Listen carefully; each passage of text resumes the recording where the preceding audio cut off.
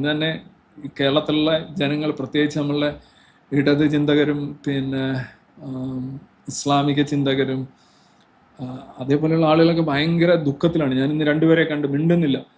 അവരെ ചങ്ക് കലങ്ങിയിരിക്കുകയാണ്. എന്താണ് കാരണം? ഇന്ന് അഫ്ഗാനിസ്ഥാനിലെ ഒരു ആശുപത്രി എന്ന് പറഞ്ഞു കഴിഞ്ഞാൽ ഈ മയക്കുമരുന്നിൽ നിന്നും മാനസിക രോഗങ്ങളിൽ നിന്നുമൊക്കെ മോചനം നേടാൻ ആഗ്രഹിക്കുന്ന മനുഷ്യരെ കൊണ്ടിട്ടിരിക്കുന്ന ഒരു ആശുപത്രി, ഒരു സാധാരണ ആശുപത്രി. കുറച്ച് 2000 ബെഡുകളുണ്ട്. നമ്മളുടെയൊക്കെ സാധാരണ ഇതിലുള്ള ആശുപത്രി മോഡലിൽ ഇങ്ങനെ നീണ്ട് നമ്മുടെ ജില്ലാ ആശുപത്രി പോലെയൊക്കെ ഉള്ള ഒരു ആശുപത്രി. അവിടെയാണ് ഇന്നലെ പാകിസ്ഥാൻ സ്ട്രൈക്ക് ചെയ്തിരിക്കുന്നത്. പാകിസ്ഥാൻ സ്ട്രൈക്ക് ചെയ്യണം. ഈ ചൈനയുടെയൊക്കെ സാധനങ്ങൾ കൊണ്ടുവന്ന്, അല്ലെങ്കിൽ ചൈനയുടെ വിമാനങ്ങൾ അതൊക്കെ കൊണ്ടുവന്ന് ഉപയോഗിച്ച് കരുത്ത് കാണിക്കണം. അത് പാവമെന്ന് ഞാൻ പറയുന്നില്ല, എന്നാലും അഫ്ഗാനിസ്ഥാൻ്റെ മേളിൽ ചെയ്തിരിക്കുകയാണ്. അത് ഇസ്രയേലും അമേരിക്കയൊക്കെ ചെയ്യുന്നത് പോലെ. ഇപ്പോൾ അമേരിക്കയുടെ കയ്യിൽ നിന്ന് ഇപ്പോൾ ഒരു മിസൈൽ തെറ്റിയാണ് ഈ ഇറാനിലെ ഒരു സ്കൂളിൽ വീണ് കുറേ കുട്ടികൾ മരിച്ചു എന്നും പറഞ്ഞ് ഇങ്ങനെ 24/7 അബദ്ധമാണ്, സംഭവിക്കാൻ പാടില്ലാത്തതാണ്. നമ്മളതിനെ അപലപിക്കുന്നതാണ്, നമുക്ക് വേദനയും ദുഃഖവും ഉണ്ടാക്കുന്നതാണ്. എല്ലാം ശരിയാണ്. ഒരിക്കലും യുദ്ധത്തിൽ അങ്ങനെ ഒരു അബദ്ധം പോലും പറ്റാൻ കഴിയില്ല. ഇപ്പോൾ ഇന്ന് പാകിസ്ഥാൻ്റെ കയ്യിൽ നിന്ന് പറ്റിയിരിക്കുന്ന ഇത് തന്നെയാണ്. പാകിസ്ഥാന് മനഃപൂർവ്വം ചെയ്തു എന്നുള്ളൊരു വാദം എനിക്കില്ല. I don't say so. അത് ഏത് വശം ചെയ്താലും, ഇസ്രയേൽ ചെയ്താലും, അമേരിക്ക ചെയ്താലും, പാകിസ്ഥാൻ ചെയ്താലും, ഇനി ഏത് രാജ്യം ചെയ്താലും, മനഃപൂർവ്വം അവരൊരു ആശുപത്രിയെ ലക്ഷ്യമിട്ടു, ടാർഗറ്റ് ചെയ്തു എന്ന് ഒരു വാദം എനിക്കില്ല. മറിച്ച് അവർക്ക് അബദ്ധം സംഭവിച്ചു തന്നെയായിരിക്കും. പാകിസ്ഥാന് മിസൈൽ അവർക്ക് ടാർഗറ്റ് കൃത്യമായിട്ട്, അതെന്താ കാരണം എന്നറിയില്ല. പക്ഷേ അമേരിക്കയ്ക്ക് സംഭവിച്ചോണം പഴയ ഇത് നോക്കിയാണോ സംഭവിച്ചത്, അല്ലെങ്കിൽ ഇറാൻ്റെ മിസൈൽ തന്നെയാണോ അവിടെ, നമുക്കറിയില്ല. പക്ഷെ എന്തായാലും ഒരു അബദ്ധമാണ്.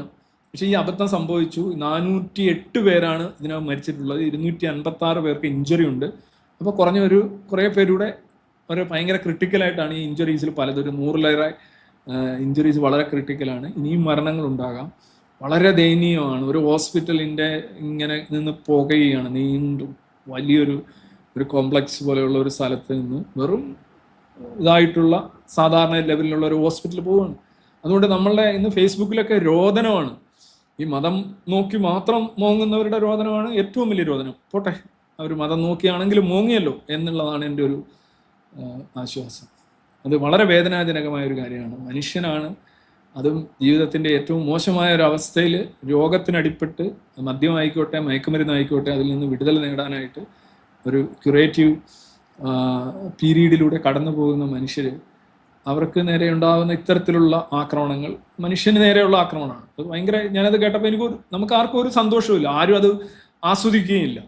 അത് പാകിസ്ഥാനെ ഉടനെ പിടിച്ച് നരഭോജികൾ, ഡാഷിൻ്റെ മക്കൾ എന്നൊക്കെ പറഞ്ഞുകൊണ്ട് പോസ്റ്റും ആരും ഇടില്ല. കാര്യം ബിക്കോസ് അവർ ട്രബിളിൽ വീണിരിക്കുകയാണ്. കാര്യം അവരത് എന്തായാലും ഞാൻ കരുതുന്നത് ഇങ്ങനെയുള്ളൂ. അഫ്ഗാനിസ്ഥാനിലെ ഒരു ഹോസ്പിറ്റൽ ബോംബ് ചെയ്തിട്ട് അല്ലെങ്കിൽ മിസൈൽ വെച്ച് നശിപ്പിച്ചിട്ട് സ്കോസ് സെറ്റിൽ ചെയ്യാം, പ്രതികാരം വീട്ടാമെന്ന് ചിന്തിക്കത്തത്ര രീതിയിൽ അതപ്പതിച്ചവരായിരിക്കും പാകിസ്ഥാനിലുള്ള ഇനിയിപ്പോൾ അസീം മുനീർ പോലും എന്ന് ഞാൻ കരുതുന്നില്ല.